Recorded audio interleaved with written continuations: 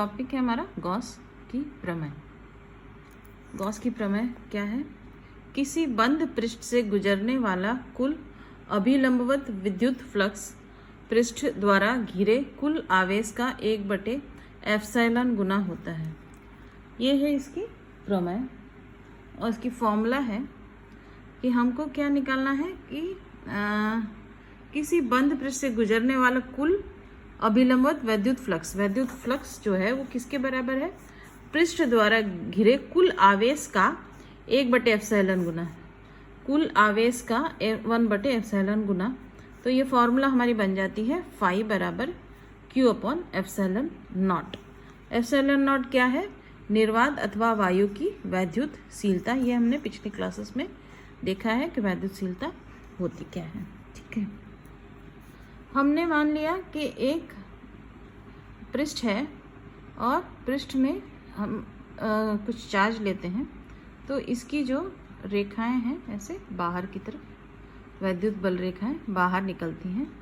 तो ये हम इसमें से कोई ये बंद पृष्ठ है, इसमें से गुजरने वाली जितनी जो बल रेखाएं हैं, फ्लक्स क्या होता है? फ्लक्स जो ये है वैद्युत रेखाओं का माप ये होता है। हमने पढ़ चुके हैं कि वैद्युत फ्लक्स क्या होता है? वैद्युत बल रेखाएं जितनी निकल रही हैं उनका संख्या। ठीक है, तो इसमें से जितनी बल रेखाएं निकलती यही इसका वैद्युत फ्लक्स कहलाया है। तो ये बंद पृष्ठ से गुजरने वाली जो फ्लक्स है वो किस पे डिपेंड करता है? इसके आवेश पे। ठीक है, और दूसरा उसकी वैद्युतशीलता पे। तो यहाँ से हमको ये चीज़ समझ में आ गई कि ये गॉस की प्रमेय होता क्या है। ठीक है, गॉस की प्रमेय की हमको कहाँ ज़रूरत पड़ती है? मान लीजिए जैसे हमने जो कूलाम का नियम पढ़ा था उसमें हमने बिंदु आवेश लिया था। ठीक है, और अगर 2 से अधिक आवेश है तो उसको हमने अध्यारोपण के सिद्धांत से किया था। लेकिन अध्यारोपण के सिद्धांत में क्या था? हमको जो वैद्युत क्षेत्र निकालना था, जो बल निकाल रहे थे, वैद्युत क्षेत्र निकालते थे, उसमें क्या करते थे हम लोग? एक एक का हमको अलग अलग जोड़ना पड़ता था। ठीक है, सबका सदिश योग लेना पड़ता था। तो जब बहुत सारे आवेश हो जाएंगे तो ये चीज़ करना पॉसिबल थोड़ा दिक्कत वाला है। इसीलिए हम उसके बदले क्या यूज़ करते हैं? गॉस की प्रमेय। अब इसका हम प्रूफ देखते हैं।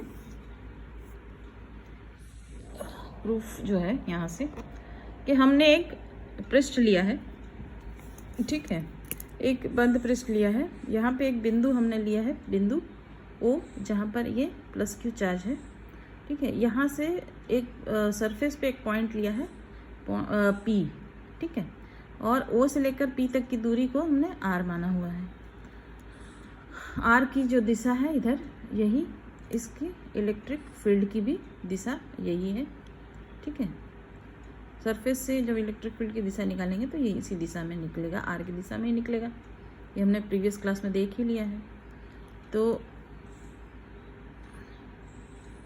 यहाँ पे ये हमारा डेल्टा एस जो सरफेस लिया है छोटा सा, ये पूरे सरफेस में से एक छोटा सा पार्ट हमने कंसिडर किया डेल्टा एस, वो उसकी दिशा हम मान लीजिए अभी ऐसे इधर ये सरफेस का डायरेक्शन है और ये इलेक्ट्रिक फील्ड का डायरेक्शन है। ठीक है, यहाँ पे एक हमने बिंदु और एक पृष्ठ लिया है ए, जिसमें एक बिंदु है ओ, जहाँ पर हमने +Q आवेश लिया है, तथा एक पृष्ठ है जो पृष्ठ पे एक बिंदु P लिया है। दोनों के बीच की दूरी ये निकल। अब कूलाम का जब नियम के द्वारा हम निकालते हैं E का मान, तो कितना निकलता है? +Q आवेश द्वारा P पर वैद्युत क्षेत्र कितना निकल जाएगा? 1/4πε0 Q/r²। इसको हम समीकरण 1 नाम दे देते हैं। ठीक है, तो इस +Q चार्ज के कारण P पॉइंट पे वैद्युत क्षेत्र कितना निकल गया हमारा? 1/4πε0 Q/r²। अब माना +Q आवेश द्वारा डेल्टा एस सूक्ष्म पृष्ठ से गुजरने वाला वैद्युत फ्लक्स डेल्टा फाई है।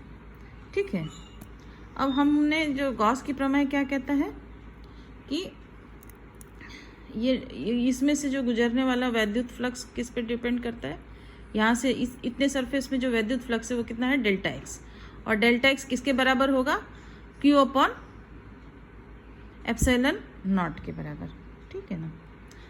ये निकालना है हमको, है ना, फाई बराबर क्यू अपॉन एप्सिलॉन नॉट, ये तो हमको प्रूव करना है। यहाँ पे हमारा जो डेल्टा फाई है, फ्लक्स जो वैद्युत फ्लक्स का जो हम लोग देखे थे फॉर्मूला, तो वैद्युत फ्लक्स बराबर कितना होता है, E into delta S cos theta. ये इतनी दूर का जो वैद्युत फ्लक्स है वो है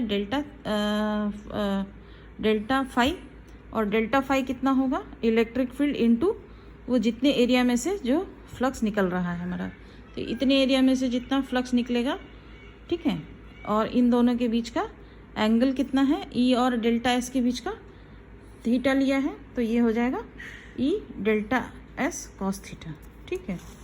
ये हमारा जो पढ़ा है हमने वैद्युत फ्लक्स, वहाँ से हमको ये फॉर्मूला मिल जाएगी, ठीक है। अब समीकरण 1 से हम ई का मान जब रखते हैं इस फॉर्मूला में, तो हमारा ये फॉर्मूला क्या बन जाता है, delta phi is equal to E का मान कितना है, 1/4πε0 dot q upon are square, तो 1/4πε0 dot q upon are square delta S cos theta, ठीक।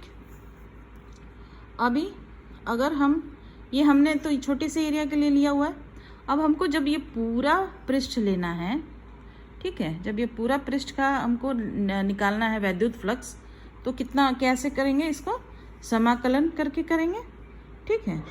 तो समाकलन करेंगे तो ये वाली जो इक्वेशन है हमारी, इसको ये वाली फॉर्मूला को हम इंटीग्रेट कर देंगे, तो ये इंटीग्रेशन करके जब इसे इंटीग्रेट करते हैं तो ये क्या हो जाएगा, इसको इंटीग्रेट करने पे हमको फाई मिलेगा, और यहाँ पे एक कौन सा टर्म कांस्टेंट है, क्यू अपॉन 4πε0, तो इसको हम बाहर निकाल लेते हैं। इंटीग्रेशन में क्या रहेगा हमारे पास, delta S cos theta upon are square. तो अभी थोड़ी देर पहले जो हमने सॉलिड एंगल निकाला था, तो सॉलिड एंगल जो होता है घन कोण, वो कितना था, delta omega is equal to delta S cos theta upon are square. तो वही चीज़ हम यहाँ पे जब रख सकते हैं, ठीक है। तो सॉलिड एंगल हमारा भी निकाले थे, तो यहाँ से हमको ये वाला यहाँ पे इसकी जगह हम DW रख सकते हैं यहाँ पे, ठीक है।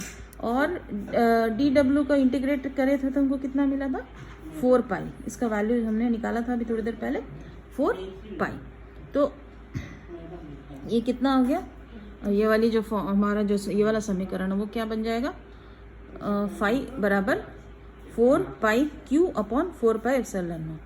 अब 4 पाई दोनों कट गया, हमारे पास क्या बचा, क्यू अपॉन एप्सिलॉन। तो हमारी ये निकल आया, यही है हमारा गॉस का प्रमेय, ठीक है, प्रूव हो गया। तो हमको क्या निकल गया फॉर्मूला इसका, फाई बराबर क्यू अपॉन एप्सिलॉन नॉट, जो हमको प्रूव करना था।